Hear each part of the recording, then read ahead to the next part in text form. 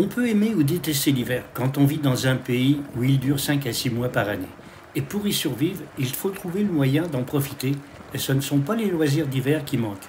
Que ce soit en ski alpin, en ski de fond ou en planche à neige, soit faire de la randonnée ou de la pêche sur glace dans des paysages de cartes postales, le Québec nous offre de multiples loisirs d'hiver. J'aime tous ces sports et je les ai tous pratiqués, même la voile sur glace et la motoneige. Depuis quelque temps, un nouveau sport gagne en popularité. Ce sont les vélos à pneus surdimensionnés, les fat bikes, qui peuvent passer presque partout, surtout avec l'assistance d'un moteur électrique qui donne des jambes de champion à ceux qui le pratiquent. Cela ajoute une autre corde à l'arc des activités disponibles en hiver. La pratique du vélo électrique est en effet devenue très populaire.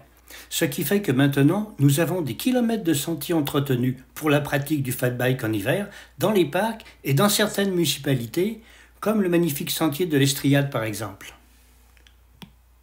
Alors bonjour à tous les amis qui me suivent sur ma chaîne et bienvenue aux nouveaux visiteurs. Je m'appelle donc Christian et je publie régulièrement des tutos et des conseils. Alors abonnez-vous donc à ma chaîne pour pouvoir en profiter.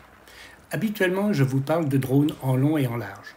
Mais aujourd'hui, différence, je vais vous parler du gros vélo, du gras vélo ou du vélo baise, c'est-à-dire le fat bike et particulièrement le fat bike électrique avec des gros pneus pour l'hiver.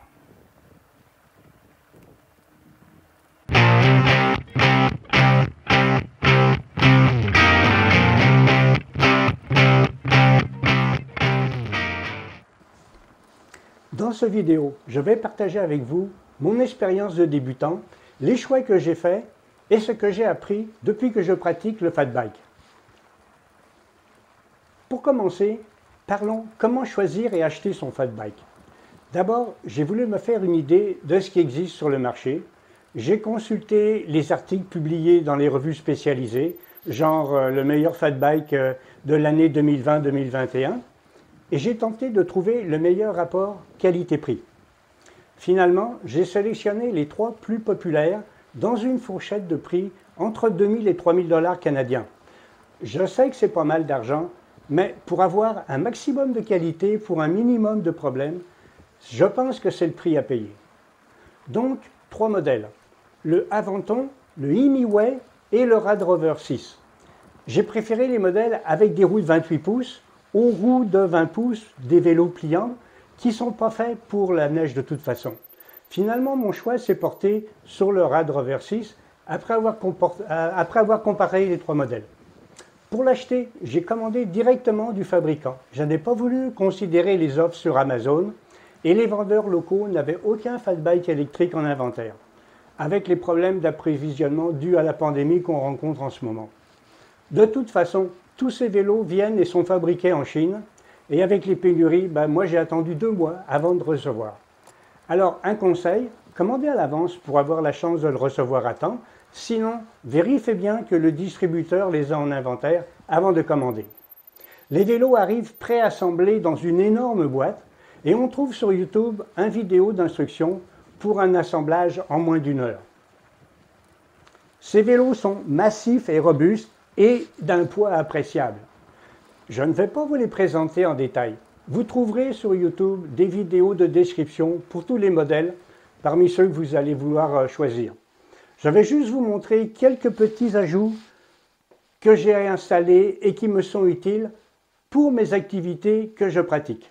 Alors j'ai commencé par installer un porte-bagages. C'est un modèle pas mal robuste, plus large que les modèles pour les vélos conventionnels à cause de la largeur des pneus des fat bikes. Et puis aussi à ce moment-là, on met une petite rallonge pour que le feu arrière soit connecté.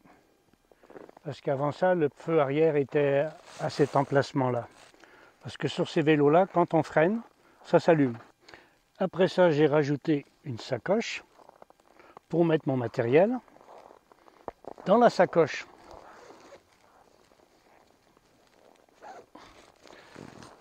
j'ai mon kit d'outils, une pompe, une petite pompe haute pression. Je vais vous parler du gonflage des pneus un peu plus tard. Et un manomètre, aussi un manomètre basse pression. Parce que sur les fat bikes, la pression des pneus est vraiment basse.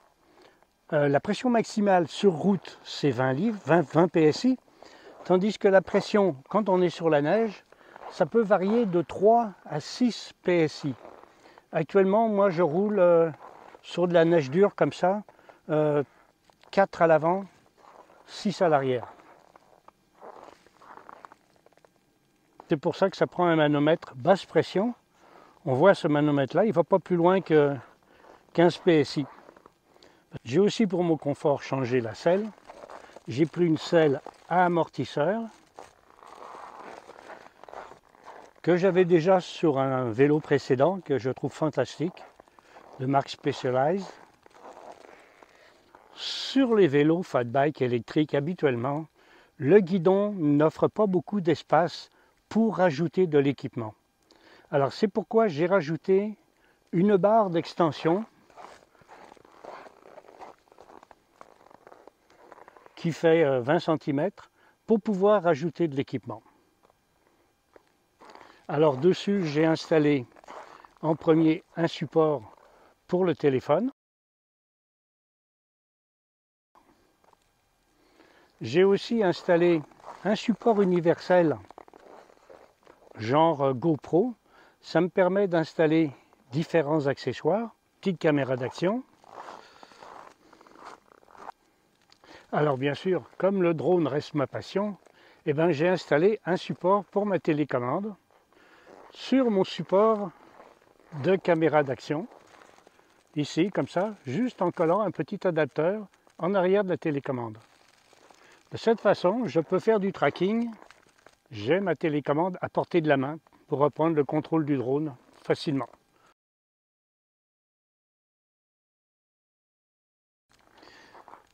Comme j'aime bien rouler la nuit, j'ai ajouté des phares supplémentaires parce que le phare du vélo n'est pas suffisant pour rouler en toute sécurité la nuit.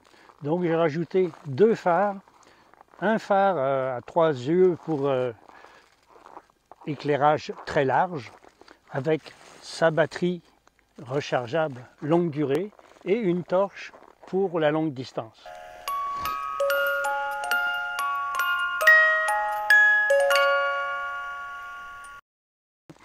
Sur le guidon, on va trouver à main gauche frein, sonnette, la commande principale, ici, avec marche-arrêt, l'assistance au pédalage, on peut changer la force, ça va jusqu'à 5 niveaux de puissance, et ça sert aussi pour la sélection sur l'affichage principal.